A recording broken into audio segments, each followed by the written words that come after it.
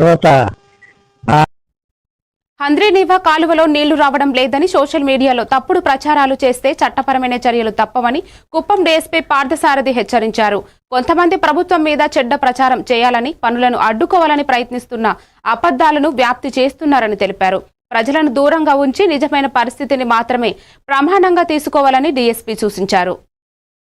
Create చేస్తూ ఒక social మీడియాలో పోస్ట్ పెట్టడం జరిగింది. దాన్ని మేము గమనించి ఇమీడియట్లీగా కెనాల్స్ వరకు వెళ్ళి పరిశీలించడం జరిగినది.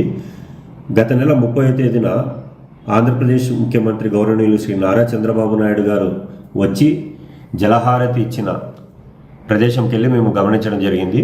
ఆ రోజు ఏ విధంగా అయితే నీరు ప్రవహిస్తుందో కెనాల్లో ఇప్పుడు కూడా అదే వేగంతో నీరు ప్రవహిస్తుంది. కానీ కొంతమంది ప్రభుత్వానికి చెడ్డ పేరు తెచ్చి ప్రజల్లో ఒక ఆందోళనలు క్రియేట్ చేయాలనే ఉద్దేశంతో అబద్ధపు న్యూస్ని ప్రచారం చేస్తూ మార్ఫింగ్ ఫొటోస్ వీడియోస్ను పెట్టి కెనాల్లో నీళ్లు లేవని చూపిస్తూ చేయడం జరిగింది, ప్రచారం చేయడం జరిగింది.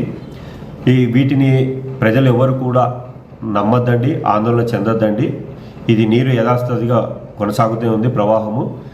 ఇటువంటి పోస్టులు పెట్టిన వాళ్ళ మీద ఖచ్చితంగా చట్టరీత్యా చర్య తీసుకుంటున్నాము. ఈ అబద్ధపు ప్రచారాలు చేస్తూ ప్రజల్లో అన్రెస్ట్ క్రియేట్ చేయొద్దని ప్రజలకందరికీ కోరుకుంటున్నాము. ఈ విధంగా ఎవరైనా అబద్ధపు ప్రచారాలు చేస్తూ తప్పుడు వీడియోలు, మార్ఫింగ్ వీడియోలు పెడుతూ ప్రజల్లో అశాంతిని రేకెత్తించవలసిన